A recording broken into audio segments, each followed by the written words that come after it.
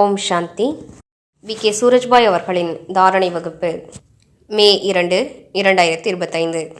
சுயம் பகவான் நமக்கு தூய்மை தன்மையின் மிக உயர்ந்த மந்திரத்தை கொடுத்திருக்கிறார். நமது உண்மையான தூய சம்ஸ்காரங்களை அவர் இமர்ஜ் செய்திருக்கிறார். வந்ததுமே அவர் தூய்மை தன்மைக்கான வரத்தினை வழங்கியிருக்கிறார். குழந்தைகளே, நீங்களோ தேவகுலத்தின் புனிதமான ஆத்மாக்கள். உங்களது மூல சொரூபமே தூய்மை தன்மையாகும். இப்போது அதனை விழிப்படையச் செய்யுங்கள். நீங்கள் விகாரங்களின் திரைகளால் மூடி உங்களது தூய்மை தன்மையை மறைத்து விட்டீர்கள். இப்போது அதனை வெளிப்படுத்துங்கள். நீங்களோ தூய்மை தன்மையின் சூரியனாவீர்கள். உங்களது தூய்மையின் ஒளியால் இவ்வுலகின் இருள் நீங்கிவிடும். மேலும் மிக அழகான விஷயத்தை கூறியிருக்கிறார். எந்த ஆத்மாக்கள் மிகவும் தூய்மையாகி விடுகிறார்களோ, இயற்கை அவர்களது ஒவ்வொரு எண்ணத்தையும் பூர்த்தி செய்வதில் ஈடுபட்டு விடுகிறது. இது எத்தனை பெரிய விஷயம்! இயற்கையிடமிருந்து நமக்கு அனைத்தும் கிடைக்கப்பெறும். நாம் முழுவதும் தூய்மையாகிவிடுவோம். நாம் அனைவரும் அறிவோம். சத்யுகத்தில் எப்போது நாம் முழுவதுமாக தூய்மையாக இருந்தோமோ, இயற்கை நமக்கு அனைத்தையும் வழங்கியது. இது எத்தனை அழகான ரகசியமாகும்! மேலும் எப்போது ஆத்மாக்கள் தூய்மையற்றவர்களாக ஆகிவிடுகிறார்களோ, அப்போது இயற்கை அவர்களுக்கு எதுவும் கொடுப்பதில்லை. இயற்கையிடமிருந்து அவர்கள் சுரண்ட வேண்டியிருக்கிறது. தற்காலத்தில் இயற்கையிடமிருந்து அன்னம், தானியங்கள், பழங்கள் என்று அனைத்தையும் சுரண்ட வேண்டியிருக்கிறதல்லவா? இயற்கையை வெறுமையாக்கி கொண்டிருக்கிறார்கள். எனவே வாருங்கள், மீண்டும் நாம் தூய்மையின் பாதையில் முன்னேறுவோம். இந்த தூய்மை தன்மையே நமது ராயல் தன்மையாகும்.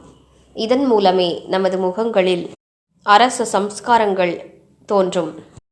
மேலும் தெய்வீக தன்மையும் தென்படும். தூய்மை தன்மையின் பிரகாசம் அனைவருக்கும் அனுபவமாகும்.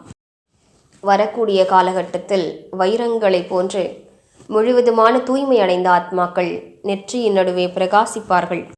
அநேகருக்கு அந்த தூய ஆத்மாக்களின் தரிசனம் கிடைக்கப்பெறும். நமது தூய்மை தன்மைதான் நமது சேவையின் ஆதாரமும் ஆகும். ஒரு நிமித்தமான ஆத்மாவின் தூய்மை தன்மை எந்த அளவிற்கு அதிகமாக இருக்குமோ, அந்த அளவிற்கு தேவகுலத்தின் ஆத்மாக்கள் கவர்ந்தெழுக்கப்பட்டு அவர்களிடம் வருவார்கள். நமது தூய்மை தன்மையினை வெறும் பிரம்மச்சரியம் என்று மட்டும் நினைக்கக்கூடாது. பாபாவின் பல குழந்தைகளும் பிரம்மச்சரியத்தில் மிகவும் உறுதியாக இருக்கிறார்கள். அவர்களை யாரும் தொடக்கூட முடியாது. தூய்மையற்ற வார்த்தைகளை அவர்கள் முன்னால் பேசக்கூட முடியாது. இதுவும் எத்தனை பெரிய விஷயம்! இந்த மிகப்பெரிய வேள்வியை படைத்தவருக்கு கர்வம் இருக்கிறது. அவர் எத்தனை தூய்மையான ஆத்மாக்களை உருவாக்கியிருக்கின்றார்.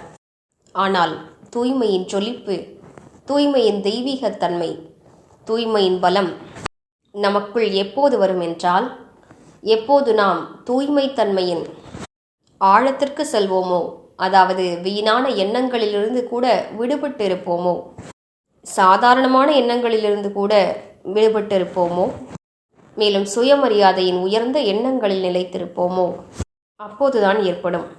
சில மகான் ஆத்மாக்களாவது விரைவாக தூய்மையடைய வேண்டும். 108 ஆத்மாக்களாவது விரைவில் தயாராக வேண்டும். அதன் மூலம் இவ்வுலகில் பாபாவின் வெற்றி முழக்கம் ஏற்படும். நமது ஜொலிக்கக்கூடிய முகங்கள் முற்றிலும் அலௌகீகமாக தென்படும். அப்படிப்பட்ட ஆத்மாக்களிடம் இந்த உலகமே கவர்ந்தெழுக்கப்படும். எனவே இன்று முழு நாளும் பயிற்சி செய்வோம். நான் ராஜ்ய குலத்தின் ராயல் ஆத்மா ஆவேன். முழுமையான தூய பரிஷ்தா ஆவேன். இந்த இயற்கையின் தலைவனும் ஆவேன். மேலும் நாம் தன்னைத்தான் தூய்மையாக்கி கொண்டு இயற்கைக்கும் தூய அதிர்வலைகளை பரவச் செய்வோம். பரந்தாமத்தில் பாபா தூய்மை தன்மையின் கடலாக இருக்கின்றார். அவரது சொரூபத்தை காண்போம். அவரிடமிருந்து நாலாபுறங்களிலும் வெண்ணிற கிரணங்கள் பரவிக்கொண்டிருக்கின்றன. அவை கீழே என் மீது பொழிகின்றன. மேலும் என்னிலிருந்து வெளிப்பட்டு இயற்கையை தூய்மையடையச் செய்கின்றன. இயற்கைக்கு சக்தி அளிக்கக்கூடிய இந்த பயிற்சியை இன்று நாம் செய்ய வேண்டும். இது மிகப்பெரிய புண்ணியமாகும். இந்த இயற்கைக்கு நாம் மிகுந்த கடன்பட்டிருக்கிறோம். ஏனென்றால் தாயாகி இந்த இயற்கை நமக்கு அத்தனை பரிபாலனை செய்திருக்கிறது. மேலும் யார் நம் முன்னிலையில் வந்தாலும் அவர்களுக்கு தூய அதிர்வலைகளை பரவச் செய்வோம். ஓம் சாந்தி.